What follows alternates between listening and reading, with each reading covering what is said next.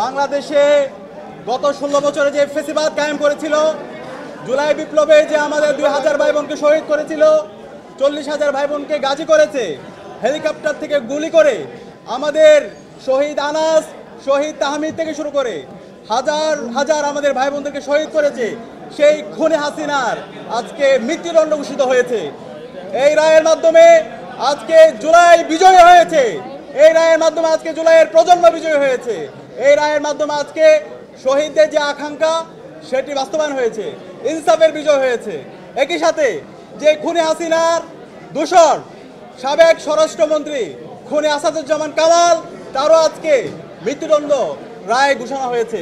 কিন্তু একই সাথে আমরা আশা করেছিলাম যে খুনে হাসিনার নির্দেশে আমাদের চাঙ্কারপোল থেকে শুরু করে আমাদের সাভারে এবং সারা দেশে যে গণহত্যা চালিয়েছে, হেলিকপ্টার থেকে গুলি করেছে সাবেক পুলিশের IGP. Furniture just smarter, JMG furniture. Chowdhury Abdullah Al Mamun, তারও দৃষ্টান্তমূলক বিচার আওতায় আনা হবে। কিন্তু তার যে 5 বছরের তাকে কারাদণ্ড দেওয়া হয়েছে, সেটা আমরা সন্তুষ্ট না।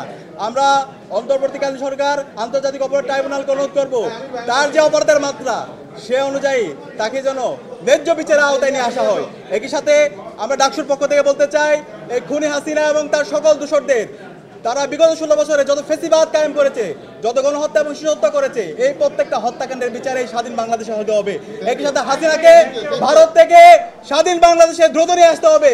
এক্ষেত্রে ইন্টারপোলের সহযোগিতা নিয়ে এবং আন্তর্জাতিক যত মাধ্যম আছে সেই মাধ্যম ব্যবহার করে খুনি হাসিনাকে এবং তার দোষরদেরকে দেশে নিয়ে এসে দ্রুত রায় কার্যকর করতে হবে। এবং আজকের এই রায়ের জন্য আন্তর্জাতিক অপরাধ ট্রাইব্যুনাল এবং ইন্টারিম সকল তদন্ত কর্মকর্তা, শহীদ পরিবার সবাইকে আন্তরিক ধন্যবাদ জানাচ্ছি।